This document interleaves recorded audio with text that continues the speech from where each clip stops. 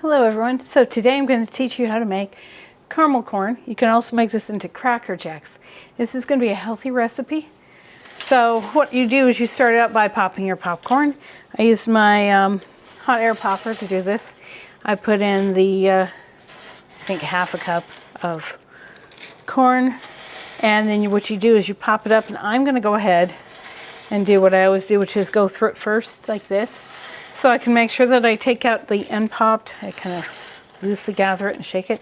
Make sure I get all the unpopped kernels out so that no one will hurt their teeth or break their teeth on those. And then after I'm all done sorting that through, I'm going to go ahead and make the caramel. The caramel is going to be made out of butter and honey and some molasses.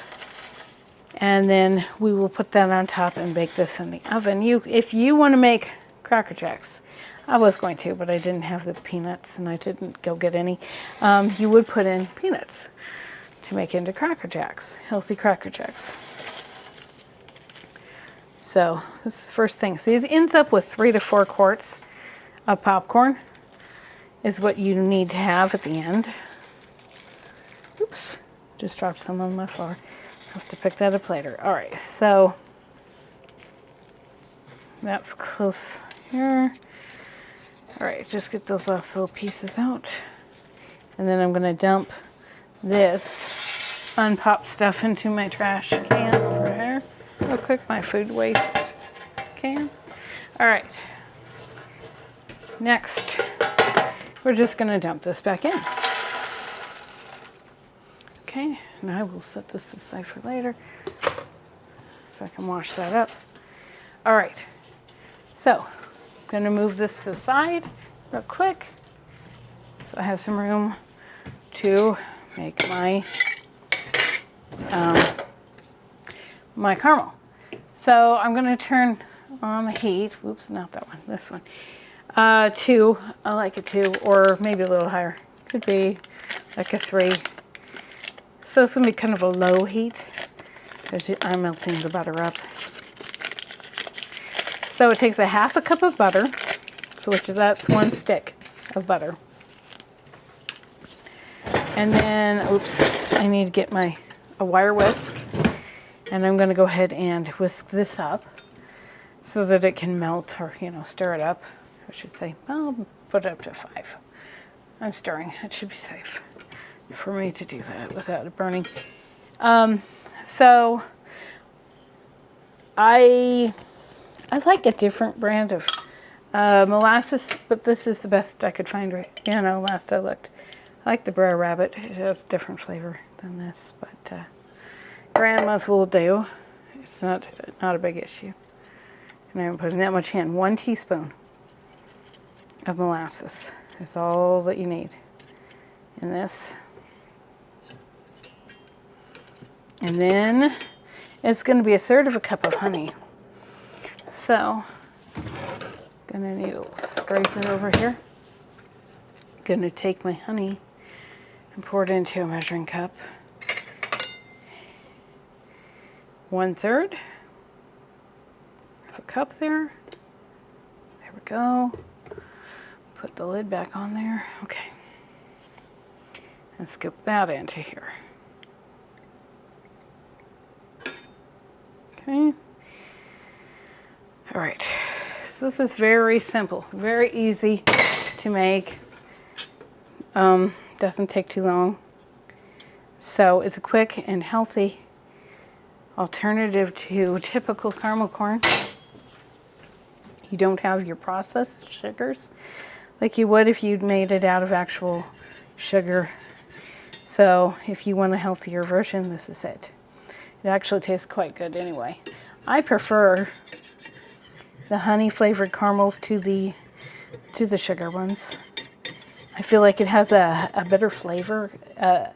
It's less I feel too often caramels that's made of sugar has more of a burnt flavor to it. So so this so far has been a half a cup of butter, 1/3 of a cup of honey, and 1 teaspoon of molasses, along with 3 to 4 quarts of the popped popcorn.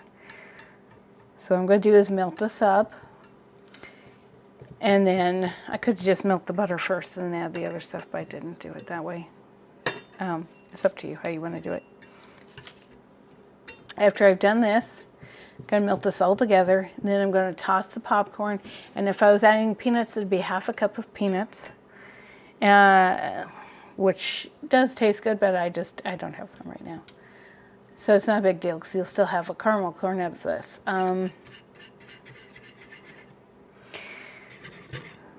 So, you know, a honey caramel corn, like Winnie the Pooh would like.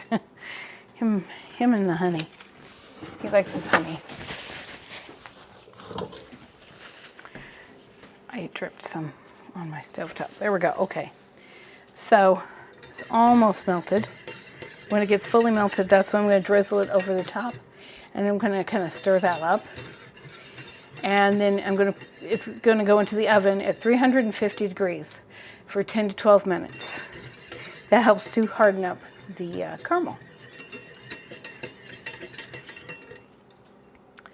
I'm going to go grab my my popcorn and bring it back over here and show you how that goes into there. All right, here's my popcorn. Now I've got a tiny bit of butter left to melt, and once that is done,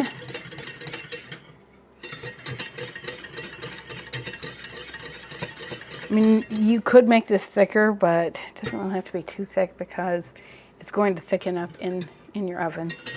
So it's not really necessary to make extremely thick. Right now it's very, very liquid, which is fine because you're just drizzling it over the top of there. I think looks like we're pretty good there. I'll just bring it up a little bit hotter so it'll be warm enough to put on there.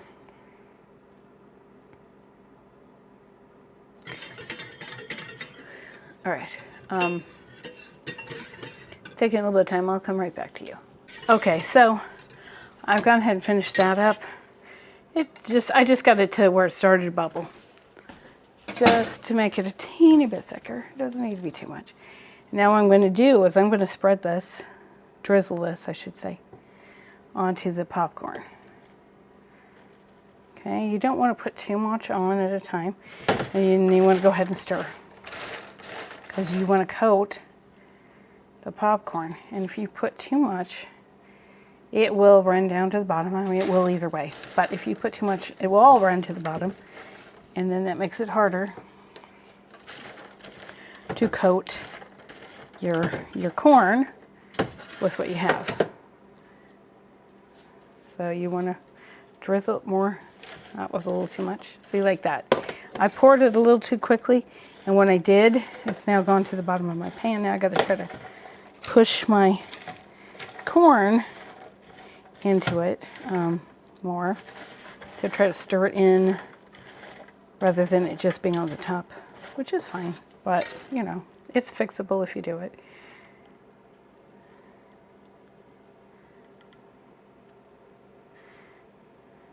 So I like to, if I put in the the peanuts, then I dump them in my topping, my caramel, while I'm cooking it. That last little bit, will I cook it a tiny bit more? That's when I put that in there, so that it coats my peanuts really well and gives them that nice caramel flavor.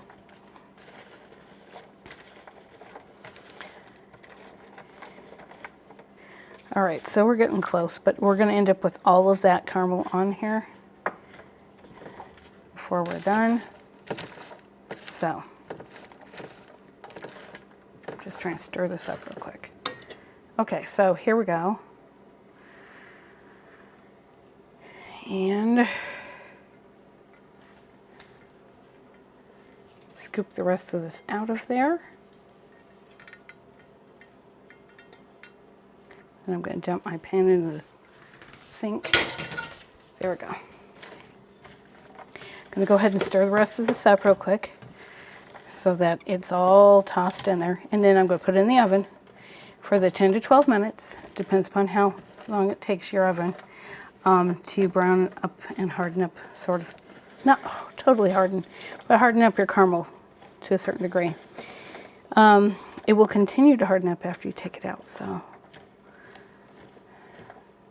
See how we're getting it all nicely coated here? And any that I have stuck to the bottom because it poured it too quickly, I'm making sure that I kind of pull that up into the caramel, into the corn. Caramel gets, oops, I'm making a mess. I seem to be so good at making a mess. I'm going to have to clean that up. Oops, don't want to feed the ants, so. All right, just what will happen if you leave it all over the place. All right, so it just goes into the oven right here at 350 degrees. Set the timer for, I'll say 10 minutes. I'll check it out in 10 minutes. Okay, so here it is. I just took it out of the oven. I did stir it a couple of times just to make sure it went cooked evenly. And as you can see, now that it's come out, it's darkened up some more. So that lets you know now all you have to do is let that cool, although you want to kind of keep stirring it every few minutes while it cools so it doesn't become solid, although it does taste very good when it's hot. But you don't want to be so hot that you burn your mouth. All right, well, thanks for watching. I'll see you again real soon. Okay, bye.